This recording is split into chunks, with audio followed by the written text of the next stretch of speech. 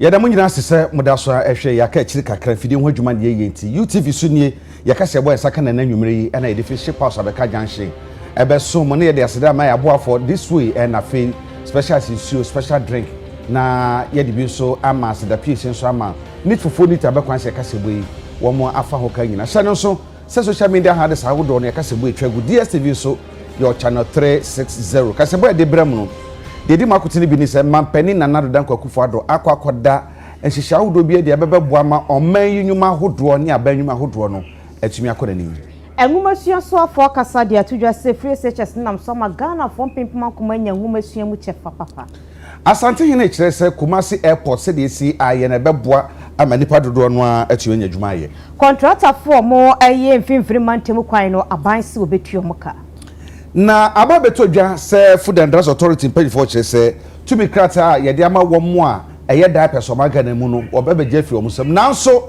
wo mo kire se wo de omo sere ayadabra ka se omodwuma bebo mo afi abai beto no MPP amayeko ni mabunu ahase bonto awa Asante mantemu ensemi ka na de brem saka se ba kenkan for ye me eja kwabena mene akua ajiwa akodie afi nsem no nkire mu eni osofo no na hwe nwumasua so ye Dr. Yawosei Aditwum na wakasa de atudwa se free SHS center so school ye kwana band baye no eyade bi abo papa ma enkankoda ekoso kwan mu osukuu mu no eto atwa afenso amaga na nkoda dodo na anya nwumasua ye papa mu chefa omudache ayefe Infinitien nie enaban ede free SHS mekire entoaso suku mu famekwa ebaye na nyame adom ebaye no mpanyufo kire mu a ede nepa bebre na enaba adehye abrabo ene Ghana enwumesua so na adwumadie sonko mpanyufo de hyehye so ede hye ho fei entoaso suku nkwada bebre na wo man yi mu ene kopi ase bi na ehonom ena Dr. Yawosei Aditwum a wo yesoafo a wo hye Ghana nwumesua so ede nsem sei etudwa wase. You will be told that your child cannot go to a public school. The public high schools will not admit anyone with a who does not meet the cutoff. Aggregate 30, forget about it. 30 says don't even dream of it. And here we have students with aggregate 30 says who have moved on through high school and they are now at the universities. We simply cut them off. And these are the students who went to our public schools. We simply cut them off. We told them you have aggregate 30. And we know you went to our public schools and we couldn't help you. Therefore, you cannot go to our public schools anymore. That is what cut-off meant. And so many families had to struggle to find loans to send their children to private school. The worst of it was the fact that we posted the students to the private schools and told the families, if you want secondary education, you don't belong in the public senior high school, go to private. That is why every year over 100,000 students could not go. Even for those who could afford the minimum fees that were paid in the public school, they could not afford the private, and we cut them off. We sent them away to wait in their homes. And whatever fate had for them, they had to deal with it.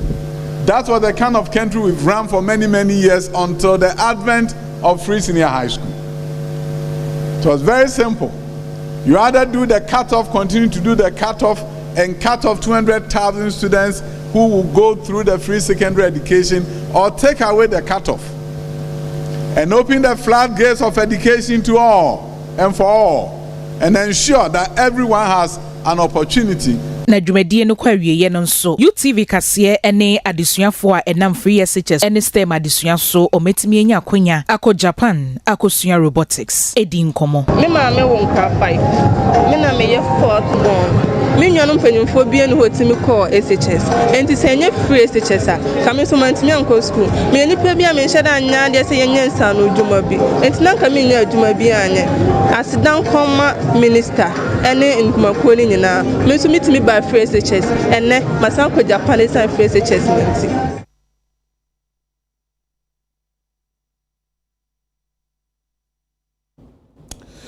Asante hene otumfo sesutu otoso mienu e da tidwe kiremu se wo hwe Kumasi airport se do musia ye no a ebeboa yi papa amanyuma ene amanfo dwetiro betumi da be hye dwuma hodo mu okumasi asantement mu ahodro no atumi akora nim yie pa.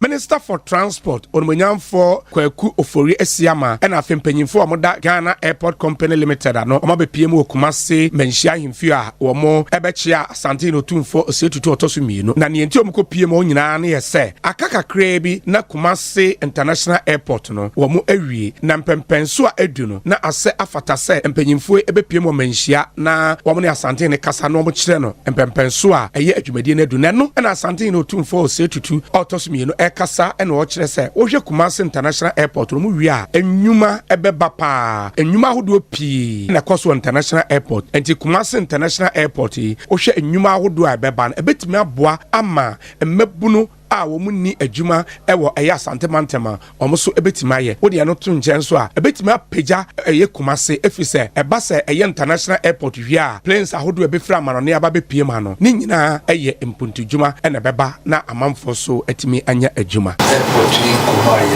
ni asama eda ehia yenso se be airport akeke na ya ede adwuma pa mayin se be bureaucrat ye na airport obetimi de ankane mango ne nyina kra free ha nipa betimi abasa ko dadno grama adwuma se emre no ntia wo no bebre eni fra mama ne se ble no betimi abetimi ha beba se adwuma ye adwuma se ni ye betimi pejama Kumasi so ene santswane free ha ko mina bronia hafuna so ayi kan ne se na ya bonika se kan rango no so na aya asem so se ya kan so no se do so e wose chin ne be amia chin e ka se ni aeroplane for no so kasa se de be ya e so no so etimi aba e be tu ba no so uchichim ba e do sia for mo do sia ko do so de free ha se ne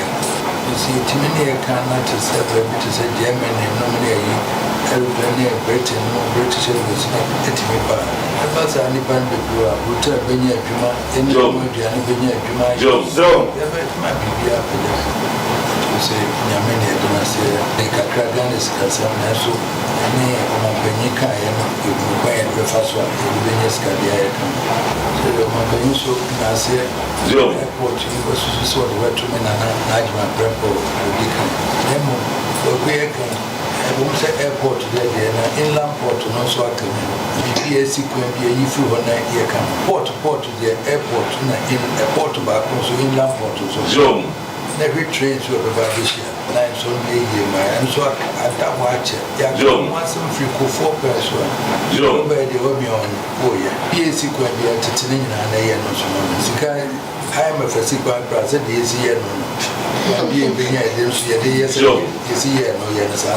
Ne krakrano Onumanyamfo Kwaku Ofori Esiama Minister for Transport eso ekasa chechenze mu sei hwe Kumasi Airport na ye duduma kese bi wa ye transform Kumasi Airport into an international airport esi terminal qualified to be an international airport terminal afi we so around we no na yaye na wo hwe arrangement na ye ne contractors ne ya emra so say so omode omo hand over terminal no to us and they are taking over the before answer ye be twa homa ya mankofo kom no say ye test na ehun say dey tie and ye ene yaba say ye be taking over finally na ye test no they say ye ba ne be ka che yewura say nango pada no terminal na ye wie aye pese bia no nti ye be ade mienu ye bobona mania fe so ne asa so obenya mmere a no abedie no abetena se ne ye bie na efefefe nti mu nwe a nkomo de back room one afi edane sebo sedan a yebeto aba MPP amayoko no mabunu no ahyase bonto agidigidipa wo asante mantevi so free tempura sua no wanibre no mo ensmo mo ekanyina ne se ebampuntu dwuma ne niema hodro no aba no aye na asante mantemfo enyomo chefa no ti no omuna omampanyina se ni MPP no omonto aba man MPP bi. If you recall, the National Youth Wing has embarked on a youth campaign, and we started somewhere in the Upper West region. This is the second region we are taking our tour to, And this is the first phase because of the number of constituencies. We have 47 constituencies in the Ashanti region, so we are breaking it into two. So this is the first phase. We are doing about 15, 16 constituencies, from which we will concentrate on Ejiso for the by-election that will take place on the 30th. We will regroup and come back and do the rest of the constituencies that is left. So if you have seen us here in Ashanti region, if you have heard of us running around the constituencies in the region, the exact reason is that we, the National Youth Wing, that I lead as the National Youth Organizer, charged with the responsibility of mobilizing youth for the party. This is the youth campaign that we have decided to embark on, and we are doing it region by region, and this is the second region that we are taking our campaign to, and so far it's been absolutely exhilarating since we came here on Tuesday. The energy I have seen in the stronghold of the party has really encouraged me, and I feel very happy that the youth wing has been able to take on such a very huge task as a national youth campaign. It's not easy, but so far the results we are getting is one that is very good, and we are very happy with the results that we are getting. Without any shroud of doubt, the NPP has performed much better as far as job creation is concerned. Now, the thing we should know is ability of a government to perform. This government has shown ability to perform, even in the midst of very serious crisis. We still have been able to create over 2 million jobs. The previous administration could not do so. I can show you evidence of how the NDC administration, led by John Dramani Mahama, had given up on the youth and job creation.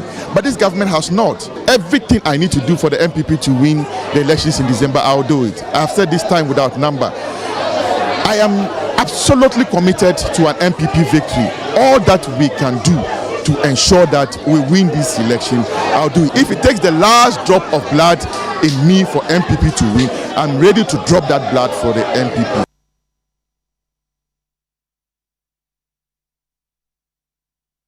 We be dinner science and we soon yakwa from crowd. So you better catch a bono, you better us.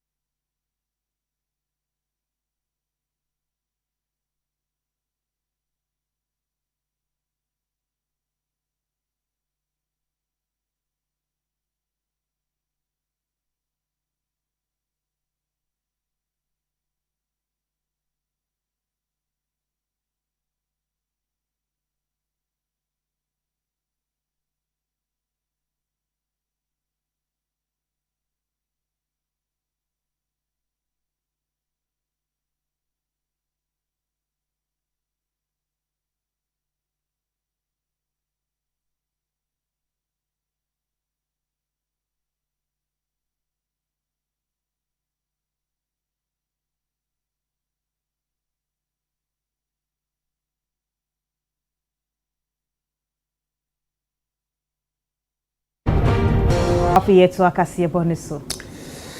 One ekra diapers if you or mine amahodro so bo man Ghana mu Diapers Importers Association of Ghana almost a good ase. Aba mom to be krata so betumi akokwe diapers ni bi amahodro bi so no de bo man Ghana mu na no na ba beto dua kirem se FDA forces to be krata no ye hwe age afi wo nsam. Eno mo yes nchofo hye mu na dai ama mu dwam tenani a ono ne nana oduro asamo otoso bi ndatu dua kirem se koba ne saa dokre no mudwuma ebigu. O man we die we Ghana ni na se we business ya we musuo. We Ghana ni bia we business ya we musuo. Ye kwaso ni se ya tete se companies na omo Ghana ha na omo ye diapers no afa chire se kwan bia so no e wo se yen na ye import diapers na ye papa ne ba no omo begu no ye dwuma no ama almost about 200,000 to 500,000 members are omo ye dwuma wo Ghana ha no ye dwuma agu ne nyina ya ba betina food and drug board ne ya rekom ene omo ye de atena me sre food and drug board say ye ne omu ni twaka bia ye ne omu ni entokwa ena yan kan kire wo mo se obi di diapers ba na se eye on haji na kana se omo register ya mo nko nko dey enko stop no na mo ye siso aka se ye members almost about 99% ena omo do mako training mu ena omo document bia e wo se wo mutumi eden e di ye adwuma ena omo di ye adwuma enu nti se enei ubegyina na wo hwe se kwasi bloni bi se bi oso free channel so free ho ahwan o na ube promote ube ma ono na adwuma koso na onyanko Ghana ni a waji tax a ubetua tax na ebia kan wo man no ne de atena kro no mu e de abobra no ompe na emom obeboa wonipa ono de oba beton de age dollars na wasa de akoni kro mu akosiesie ni kro mu na so obedi o machi se obegu adwuma de a na ye ko ya na se ye bai enu ntinya de a yenso ye members ne ebegina ho anase ye bema ho kwan nti ekwan bia ye se food and drug board se ekwan omde ye fa so a omde ko training e ma ye certificate nya de ni nyina no ye wo ho kwan se yetumi ye den enso yetumi di dwuma e de bua oman Ghana enane nansa se ne na wotwe so ne sa beto ye nim se obi a mo mama yen license mama ye numbers ye members ni na license se wo mo fa anya dwuma no ye hu ya se mo asa actual letter bro mo se ma revoke license no ade Ghana for ye nko aye ko ye musuo ma oman na said my year dwuma for years ana ma hwa nkrofo ma me metimi abo politician bi dia me ma hwa no me gina yi amen ma hwa no na wa ba be ye nipa sa dwuma na nam de hwe no na nsa atete aduane ama wo no ye ka firi ho e ba ne se ye no ne se na amene ani makwa jibusia ye adwuma last year June 9th June ana maami ji ye nyoma si habo ana FDA maami ji ye nyoma si habo oje nyoma ni si habo no ye ko hu gutafo ama guta penifo ko maami ho ye ko maami ho se me kura me wia me ni madwuma ameye enti sade a ye de munyoma be mamo say no dey ada ye and your money see how about 3 good months the marriage I fam wogu adwuma ni wie ya what's about be TV so say me timi cranium that pan e dey ban that person free factory I dey ho documents nyina koma FDA enya that person use na that person dey use abeda otimi dia ba e ya adwuma ko bi e na abọ mo pa so o mun sizi e de no na o mun ko ade enkoso na oman no yempene da untimi nkum dwadifo na wonidwa anya de ebe pene ye Ghana fo yentra se ma China fo emegu ye adwuma no mo sesa ye sika mfa nko mu krom enko ye mu krom ye be ye adwuma ye de aye krom ye ama o man na tumpon na affirmative action bill no eda mashebedwem se empinifo beji atum na ayemra ase achededu ntinam so ama chief of staff mechekra chimukratia wo atrenkesi mame akosua fema osai opare ede adesede etu otumfo setu asantemeru anim se wonhwe ni mpedifo nkasa na sambra na yenyintum na mbra mbebaz ne ba ebeboa Ghana fo enkanka enemba Affirmative action bill a ye kan ho asemi eda Ghana emrahye a wo hwe anim sese ogituma amana donkodonko a eda ma ene mema ntem titru eba eye oman no adwuma kese ene enema hodo bi a etesa no obetimi amana twe puana nka ye kuma bi sade be ya enema hodo a emema wo akwanya wotimi ye no ye ne yie no emma nso obetimi apagya wo mu amom nso etimi aba be ye bie eno ena aka ho biama ononyafo frema oseye opare wode tu dwa se asante hina papa no ni dibre so pa ohwe de oye edema asante man enimpo omai Ghana nyina o gidie sonko se so de ne ho jim no de na no tomu bia empanifo betimi ayen hyehyeye ayen ntem ama bill no etimi aba bedane law a ebewiase no ebeboa maame frema osei opare wode nsem nyina betu dwa enrada ewo menhia ahemfie ebra his royal majesty otumfo se tutu oto se we de na na cheware ne ye pawchew onso fa ho jim bi na unim die ne sade edom esiji utum no onso do anu tum bia beka ho bi amamra sebedwafie ho nso yetimi apia sa bill no na waye biso amagana na de adesrede kakra bi tu wanim ukomra sebedwamu a onananom na dɔɔso enipa ahanu aduo so enum no wodie ewo mu eye 47 onanano ye 47 enti wo papim bi wo hɔ a ujina mu ke bibi mayenya eyedie yede affirmative action akoto parliament mintumi ka se mema no dɔɔso si mantio ade no esede aka hɔ na wada roma yenim se ya santefo de emma ehia yen sanse ya mamre mu no wo maame esai ena kire baby awufre na yenim se wo pepepere yo wo betena akonya esu yi wo pagya emma bebre nanka said ya wetimi ahwe amasanteman emma yansoso yetumi gina brane ye mesraw power no tumbi na yanto yemma affirmative action no enye embra ewo Ghana.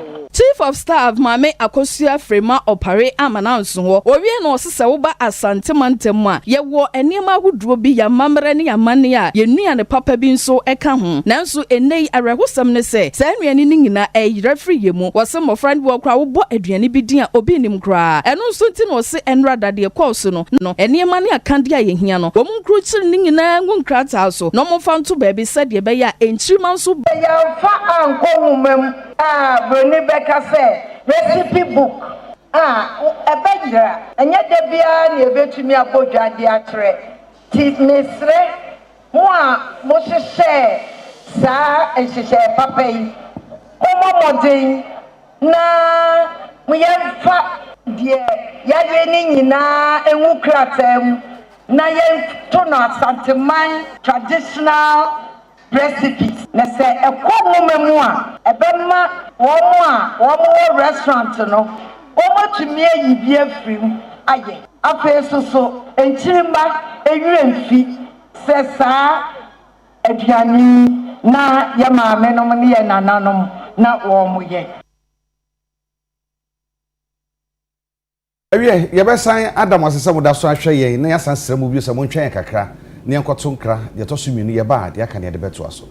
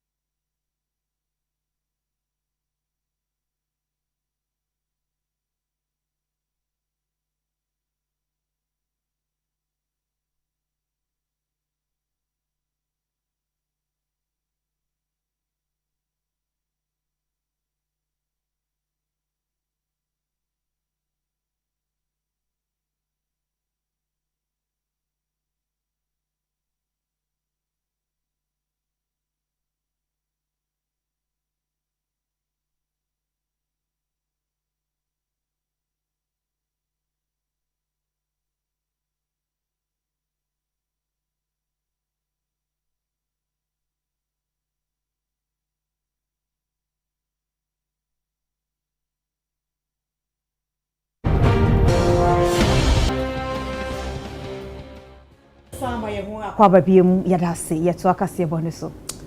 Ghana mampani nana dodankwa ekufuado akwa kwede dwumade bi adi ni nyina ne se abanyuma hodo eye state enterprises no eka de amene mabiribia na ose san hye mi no de abai ebeboa ama state enterprises ahodo ni nyina no omadwumetumi akoyie ama faso so abaso.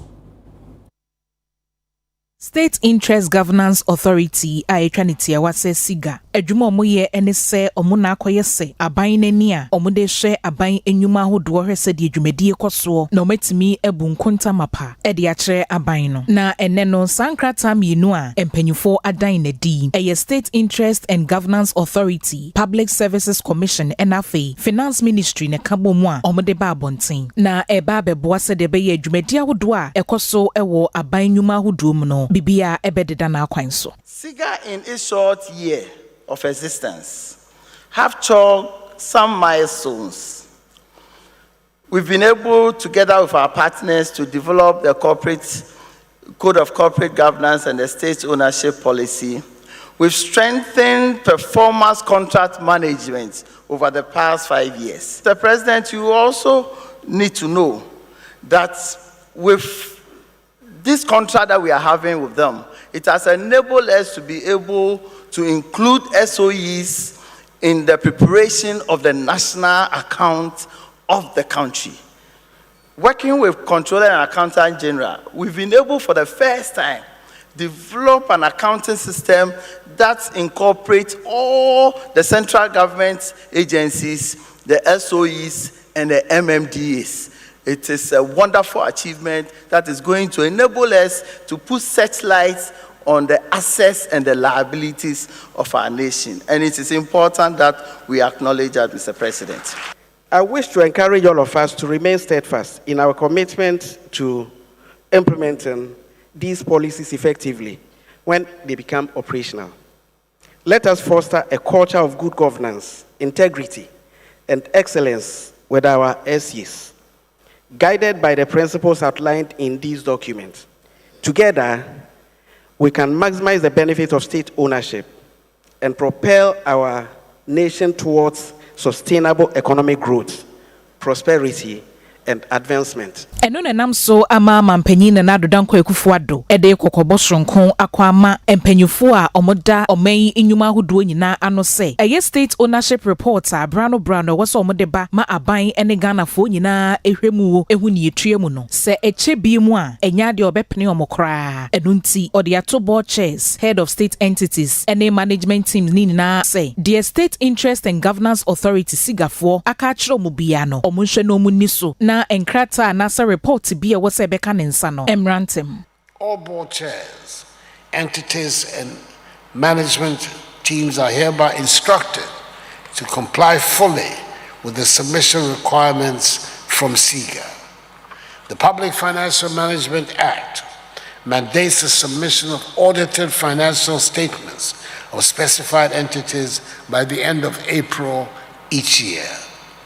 These financial statements are central to the preparation of the SOR, and board chairs of all specified entities in the cabinet-approved list of entities are expected to submit their audited accounts and financial statements to SIGA by 15th May 2024. As a follow-up to this directive, I expect the Director General of SIGA to furnish me with the list of all specified entities who have not complied with this directive by 31st May 2024. Digital Rights and Inclusion Forum 2024 Nansa Jumedie no ekoso nenam so amebinifo ede atudwa se abefo ntinten fidie so adwadie hyehye no ekoso na so niema bi efa bamba ho ne yenhye date ase no nti enomri jumedie we ahyehye so ebeboa yen ne ehu eniema ni suye. Digital development and cyber security issue your groupings be from civil society groups which are Ghana ha media foundation anyway omunyina civil society group a constituent that who here pa say we develop cyber security measures who here because they represent the civil voices mostly represent the voiceless the minorities, the general public. And I think Ghana's approach has been always talking to them. So, and it's a cybersecurity law, they say we had to engage them, listen to them. It does not mean a government or a state agency shouldn't pursue its legitimate mandate. But we try to engage. Na ya seeking omo input. No engagement na the idea is that currently what concerns na a war civil society for no more as a government as I say na engage omo na address enuntina have a conversation we no enti na nyina say a recognition of na say it is very much compliance with human rights practices, but it doesn't make us sleep.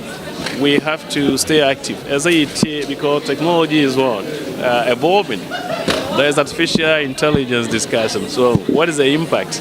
What civil society? So concerned say they are also asking the government, are we looking at it by policy, by regulation? And that engagement when I am hopefully say it will bring some finality for those discussions. On the continent, there are people who have said erroneously that human rights and digital rights are Western concepts.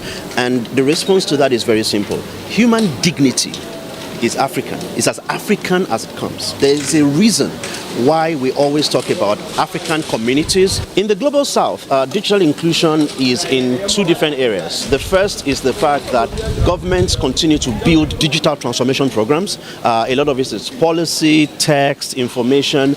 But the reality is that as far as the African continent is concerned, we do not have about half our population connected to devices, to the internet and digital opportunities, and we need to do a lot more.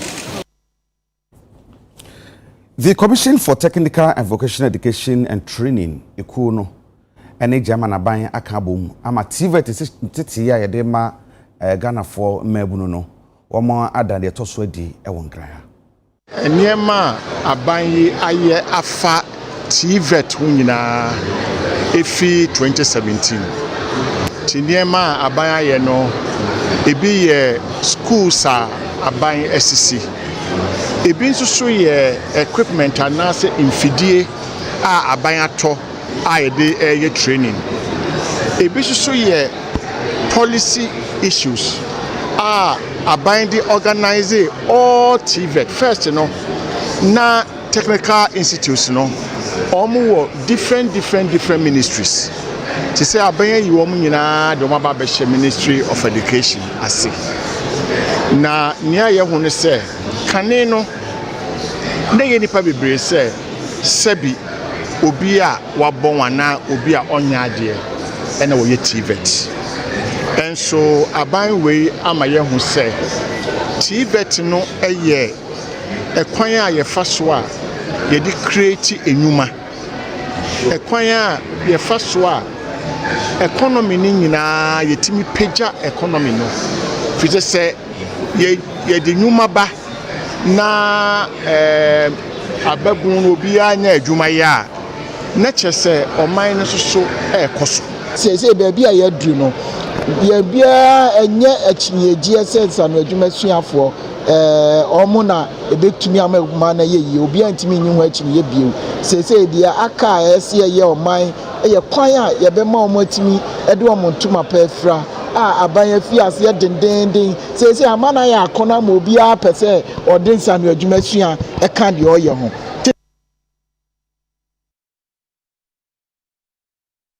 Akwantimpon ahodrewo ahyaman no atete apansama akobedi ayeden we enamso amorua Samson Asaki Awingobet awono ena Importers and Exporters Association we kwankyerefo akasade atudwa se aban abunani aguso omrameye na ihwemodie kese na wodi adehia omo ahyaman driver trotro driver dabia omubodge join debu because of kwana yen driver yejuma odiboko oboko bodge joint Wako obatuka obedrive kono wako to taxi driver na yeti wako to tractor driver na yeti kwene ko lebo no ko jeune mu na kwene yen wako tema parents school kwene yen to drivers on my day I say go strike. I think the best thing to do is we should put our political differences aside and talk of Ashama.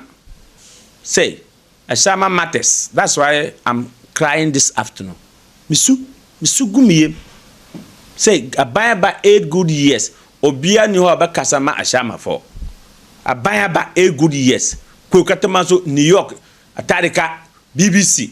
Obia ni ho yani kasama for Pacho Bebre, Vice President. Yawo.